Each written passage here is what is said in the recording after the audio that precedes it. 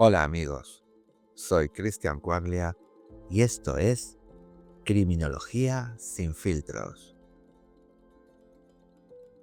episodio exclusivo para fans. Comenzamos. A veces un giro mínimo en la rutina cotidiana, un olvido, una parada imprevista, un desvío en el camino, puede marcar la diferencia entre la vida y la muerte. Esta historia comienza una mañana cualquiera de 1983. Hacía frío, había mucha humedad y comenzaba a llover. Como cada mañana, esta mujer llevaba a sus hijos al colegio, como tantas madres y padres hacen cada día. Esa mañana, ya en el coche, de camino al colegio, la hija de esta mujer se da cuenta de que había olvidado el mapa que necesitaba para clase. Lo había dejado en casa. La madre recordó que cerca del colegio había una papelería que había muy pronto en la mañana.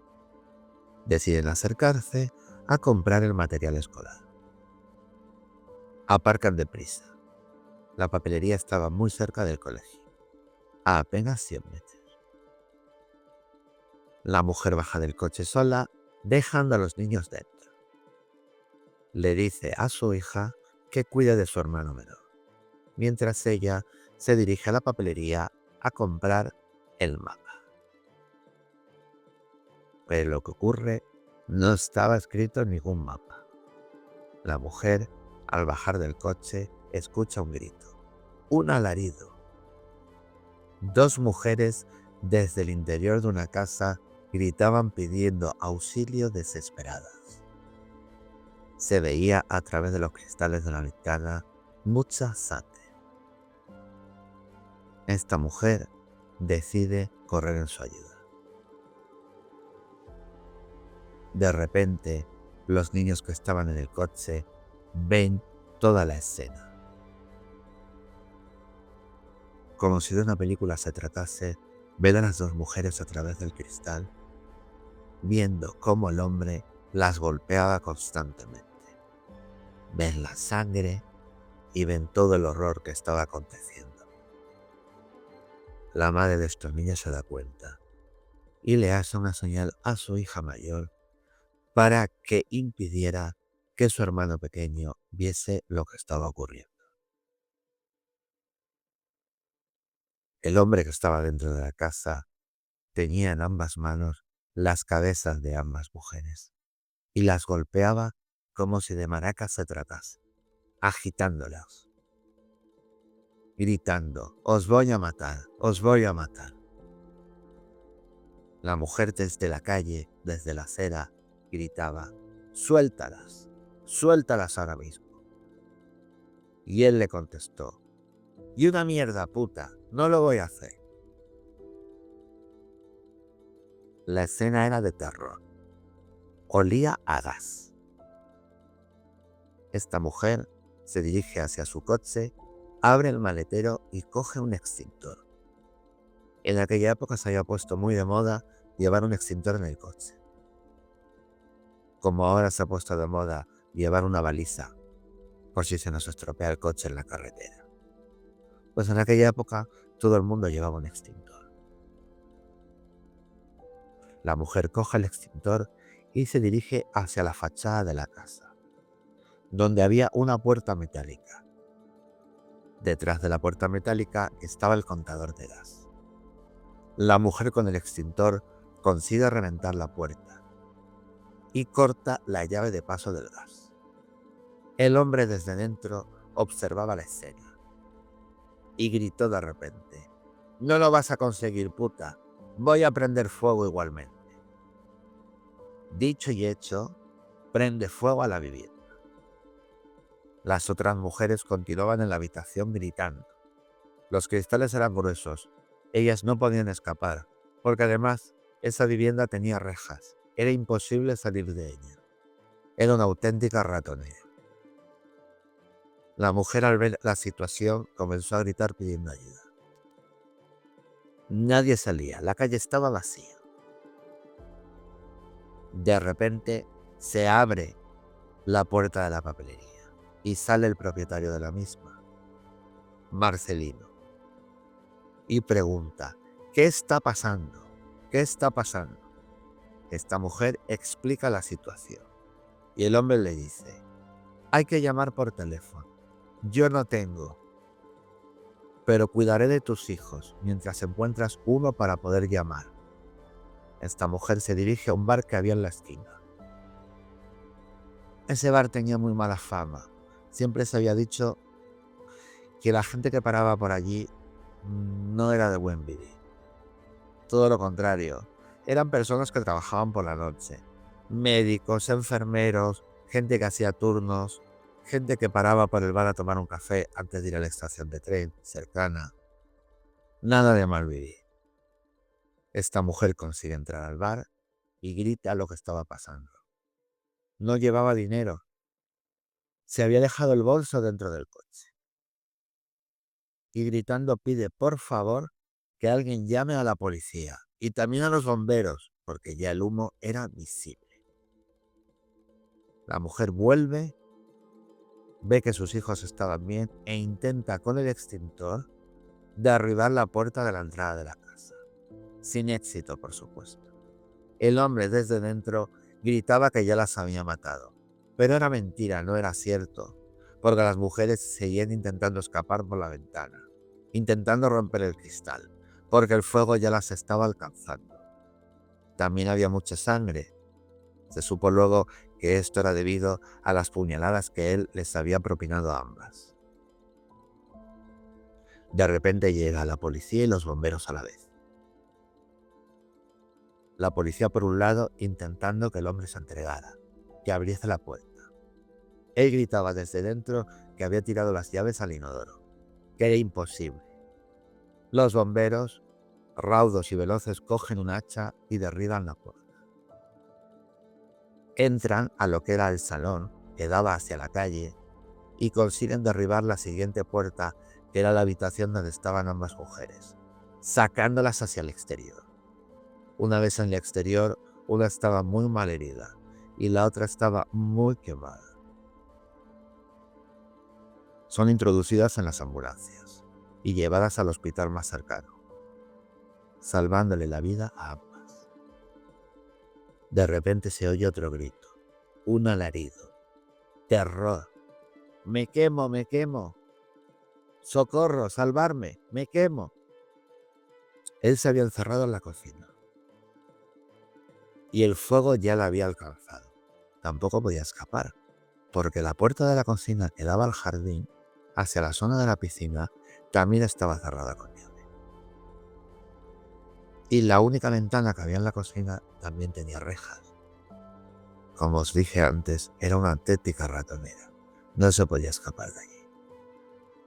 Los bomberos, ya en el interior, consiguen derribar esa puerta, logrando salvar la vida de este señor. Lo sacan a la calle y es introducido en otra ambulancia, con un policía al lado.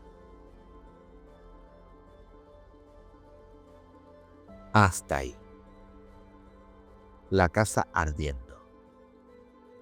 El tejado comienza a derrumbarse. El techo era de madera y encima llevaba tejas. El típico chalet mid-century. Una vez terminada la situación, las mujeres llevadas al hospital y el hombre también, la mujer decide llevar a sus hijos al colegio. En ese momento llegan unas cámaras de televisión. Cerca había un canal que comenzaba sus emisiones a las 6 de la mañana. En la redacción había muchos becarios y muchos jóvenes que acababan de terminar la carrera de periodismo y estaban ávidos de noticias. Consiguen enterarse y acuden pronto al lugar. La mujer no se quedó. No quería gloria ni agradecimientos. Decidió llevar a sus hijos al colegio. Ese era el cometido de esa madre. Marcelino el dueño de la papelería se llevó toda la gloria, mintiendo a las autoridades y mintiendo también a la prensa, diciendo que había sido él el que había salvado a las mujeres. A esta mujer le dio exactamente igual. No quería gloria para ella. Su conciencia estaba tranquila. Le bastaba con saber que había salvado a otras 2 mujeres. Años más tarde, ese niño que estaba en el coche se encontró con una de las mujeres. La reconoció. Le dijo que su madre era la que le había salvado la vida. La mujer, ya muy mayor, le dio las gracias. Me salvasteis la vida. Siempre le estaré agradecida a esa mujer, que esa mañana aparcó su coche en la puerta de mi casa y me salvó la vida. Dale las gracias, porque con la valentía que tuvo en ese momento, me salvó la vida. Esos niños que estaban en el coche, mirando toda la escena, mirando a esa mujer que salvaba la vida a otras 2, éramos mi hermana y yo. Y esta mujer, que ya no está entre nosotros, era mi madre, que en aquel momento aparcó su vida por un instante, sin importar lo que le pudiese ocurrir, y decidió actuar y salvar la vida a otra persona, en este caso a 2. Con esto que os digo, tan de moda y ya terminando la narración del caso, es para pensar solo cuando oímos a las noticias de que si oímos algo, vemos algo, actuemos y no miremos hacia otro lado. Que tenemos que llamar al 116 y salvar la vida de estas mujeres, porque esto que ocurrió cuando yo era pequeño, que lo tengo muy presente, y fue uno de los mayores ejemplos que me dio mi madre, de no mirar hacia otro lado y actuar. Es lo que tenemos que hacer la gente que nos vestimos por los pies y que amamos al prójimo y creemos en el ser humano. Salvarlos, porque como siempre os digo, el mal existe y está ahí. Ya he terminado el caso que os he contado. Deciros que, bueno, la amiga a los pocos años murió, estaba muy quemada, la había apuñalado mucho. Nada más entrar al hospital, la operaron, perdió el vaso, perdió un riñón. Esa señora quedó muy mal. Y a los 3 años, me parece que fue, terminó falleciendo. La mujer principal, por así decirlo, en el año 95, cuando yo me la encontré, ya estaba muy mayor, ya habían pasado casi 11 años, y 11 o 12 años y ya estaba muy mayor. Sí pregunté a la hija, porque íbamos mi abuela y yo caminando por la calle, y nos las encontramos de frente saliendo de un centro comercial. Y esta señora se puso a hablar con mi abuela y tal, y yo me puse a hablar con la hija, que ya era una persona que tenía pues unos 50 años, ¿no? En el año 95. Y le pregunté por su padre, claro. Y me dijo que había estado 2 años en prisión y luego lo habían derivado a una institución psiquiátrica y finalmente había terminado perdiendo la vida, ¿no? Pero bueno, que había estado 15 años en esa institución y que, bueno, no quería saber nada y tampoco me comentó más. Vamos a aplicar lo que más me gusta, que son las teorías criminológicas. Y bueno, tenemos unas pocas que vienen como anillo al dedo. Vamos a decir en la primera sobre la criminología feminista, que nos explica la violencia como resultado de relaciones estructurales de poder patriarcal, donde el agresor intenta ejercer un control absoluto sobre la mujer. La encierra, la amenaza, la idea de destruirlo todo, son expresiones de posesión y castigo. Aplicándolo al caso, este señor quería eliminar a su mujer y a la vecina, a la amiga de su mujer, ¿no? Por propia voluntad. Está claro que la vida de ellas no le importaba y quería tener un control absoluto, incluso hasta la muerte. En la teoría del autor psicopático, dentro de lo que es la criminología clínica, vemos que algunos individuos presentan rasgos de psicopatía, como pueden ser ausencia de empatía, manipulación, frialdad emocional y conductas sádicas. La mirada del agresor, su planificación, como fue encerrarlas, tirar la llave por el inodoro y utilizar el gas, ¿no? La violencia extrema encajan en este perfil. Lo aplicamos a este caso y vemos que el acto no fue impulsivo, fue calculado y cruel. El agresor tenía una desconexión total con el sufrimiento ajeno. Y cuando os digo que fue calculado, esto es cierto, porque según supe más tarde, al cabo de los años, cuando ya me lo contaron, eh, él hizo que por la mañana su mujer llamara a su vecina. Este señor tenía teléfono en su casa y la vecina también. Entonces hizo que la vecina de enfrente, que era amiga de su mujer, viniese a su domicilio, alegando que quería unas plantas, comprar unas plantas, que se tenía que marchar pronto mm, a hacer unos trámites al centro, pero que antes quería, si le daba tiempo antes o después, quería pasar por el vivero y quería comprar las plantas. Un rollo que le contó a la vecina y la vecina pues cayó en la trampa y fue hacia la casa de su vecina. Y una vez dentro, las encerró ambas. O sea, fue una cosa premeditada.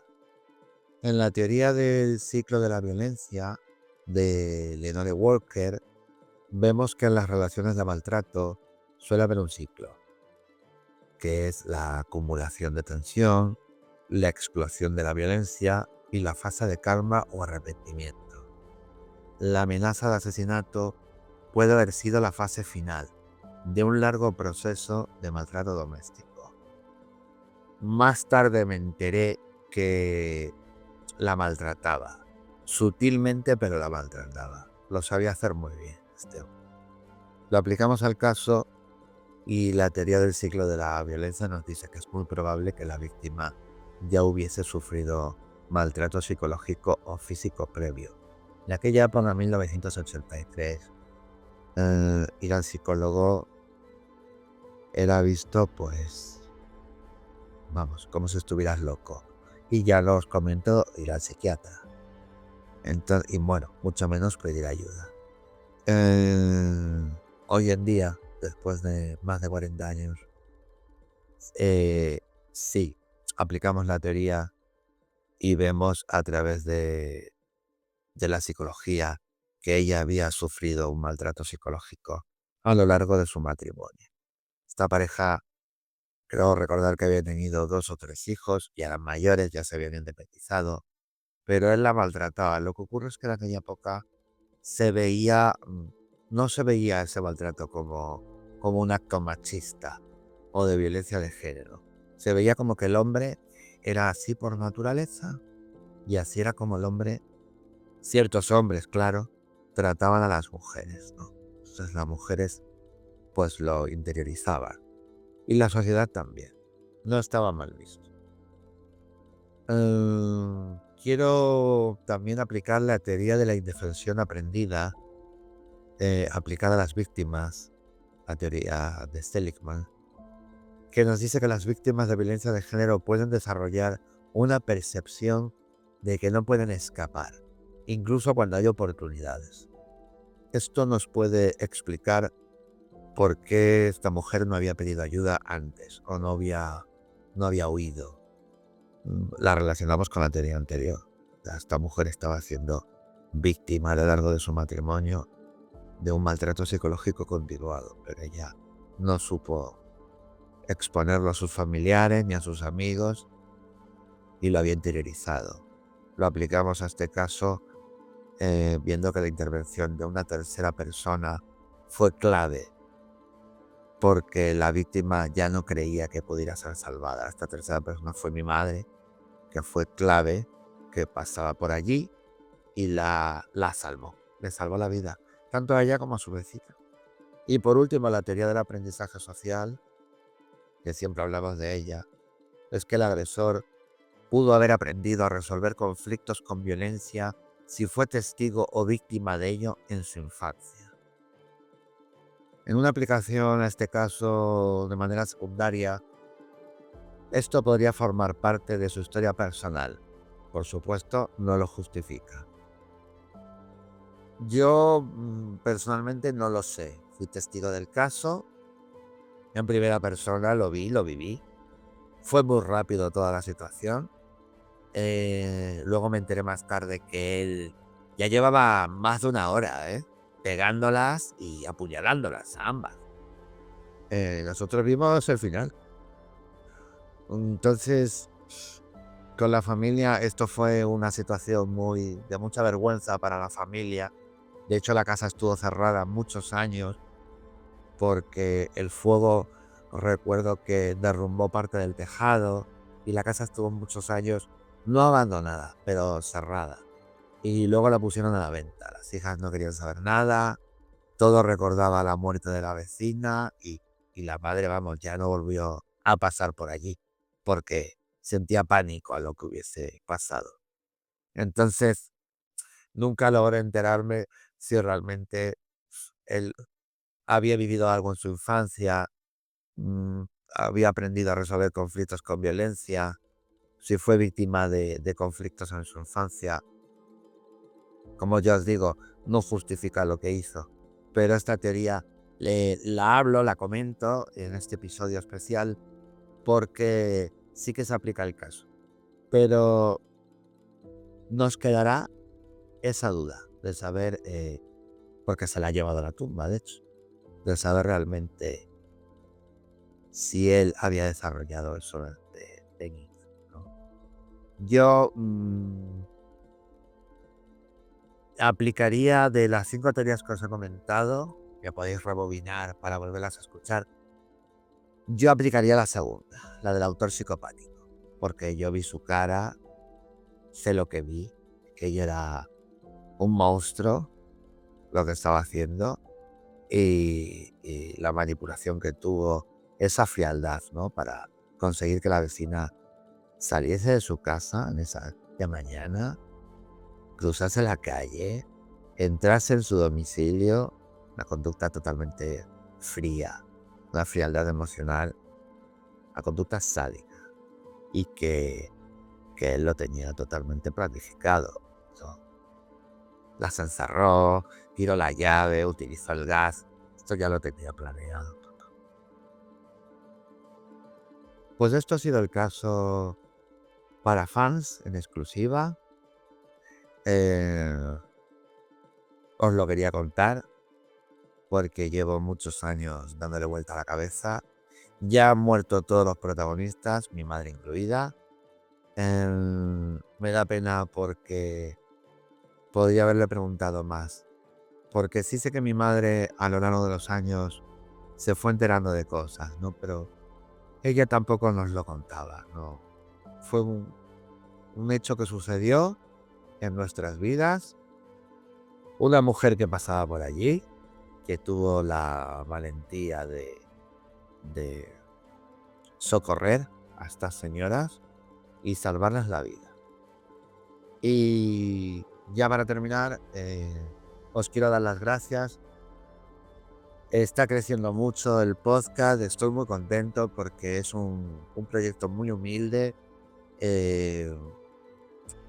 Lo dedico para divulgar lo que es la criminología, no solo es True Crime, que nos encanta.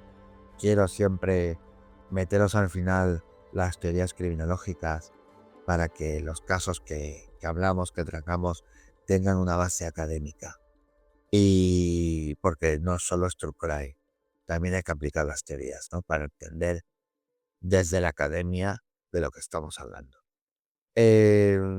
Muchas gracias por vuestros mensajes en las redes sociales, por vuestros mails y por escucharme. Es un proyecto muy humilde. Os doy las gracias de todo corazón. Gracias por estar ahí. Disfrutar del fin de semana y nos vemos el próximo miércoles con un nuevo episodio que ya lo estamos preparando. Pasadlo bien, amigos. Buen fin de semana.